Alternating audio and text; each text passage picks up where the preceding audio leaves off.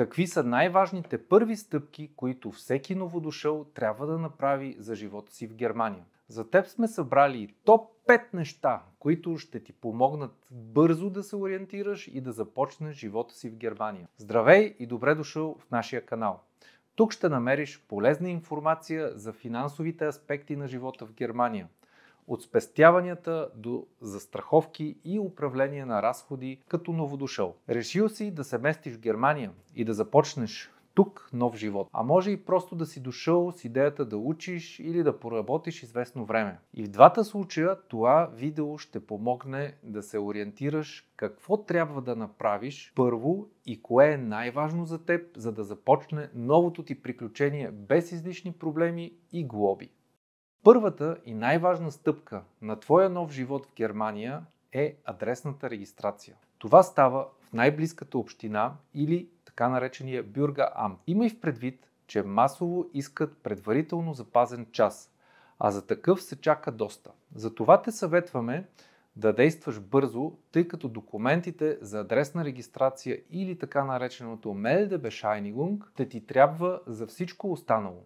За щастие имаш опция да запазиш час и онлайн. Съветваме те също така да си запазиш резервация, така наречения Terminbestätigung на телефона или в хартиен вариант, за да можеш да докажеш, че си запазил час, ако се наложи. За регистрацията ще трябва да попълниш формуляр, който можеш да вземеш на място или да изтеглиш онлайн. Вече си се регистрирал на твоя нов адрес и можеш да задвижиш и другите задачи. Но чакай, искат ти някаква здравна застраховка. Да, в Германия всеки е задължен да бъде здравно застрахован. За видовете осигуряване ще говорим в други наши видеа. Или можеш да прегледаш нашия TikTok канал за повече информация. Там ще намериш и много други полезни съвети за данъци и застраховки. Ще ни намериш под името Застраховки Германия. За сега важното е, че трябва да се запишеш към някоя здравна каса. Изборът е напълно свободен и имаш възможност да я смениш след това. Трябва само да попълниш формуляра за членство, който може да стане и онлайн и да изпратиш снимка за твоята здравна карта. За студентите има опция да се откажат от немското здравно осигуряване и да останат осигурени в България. За целта ще трябва да се изпрати копия на ЕЗОК към някоя немска здравна каса и да се представи доказателство в СНАП за всеки семестър, че продължават да следват. С издаването на здравната карта ще си получиш и пенсионно-осигурителния номер, който също трябва да пазиш. Най-добре е да сканираш тези документи, за да ги имаш и на хартия, и в дигитален вариант.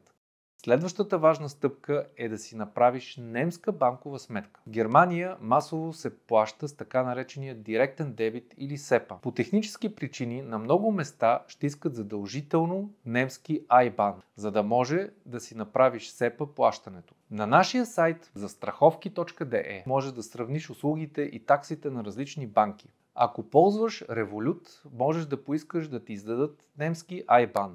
В първите месеци ще получиш доста писма от най-различни институции. Не ги игнорирай, но и се пази от измами, особено ако ти искат пари. Най-добре е да се обадиш на съответната институция по телефона, който пише в интернет, а не на телефоните от писмото и да попиташ дали наистина са ти изпращали писмо. Едно от тези писма е таксата радио и телевизия или на немски Rundfunkbeitrag. За жалост, измъкване от тази такса почти няма. Ако живееш в споделено жилище, попитай останалите наематели кой от тях плаща тази такса за жилището. За шофьорите, които идват с личен автомобил в Германия, е важно да знаят, че в рамките на 6 месеца трябва да регистрират колата с немски номера. Също така е важно да имат предвид, че в повечето градове центърът е достъпен само за автомобили, които имат поне Евро 4 стикер за изгорени газове. Съветваме те да си поискаш застрахователната история от българските дружества, към които си имал застраховка на колата. Това ще помогне да спестиш от автомобилна застраховка в Германия.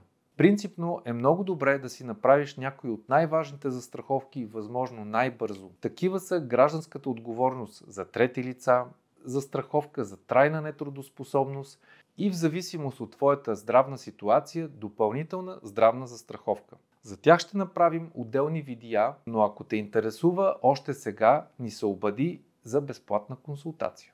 Това е. Това са първите стъпки на твоя нов живот в Германия. Желаем ти късмет и успех! Ако това видео беше полезно за теб, абонирай се за канала ни, сподели с приятели, които също се интересуват от живота в Германия.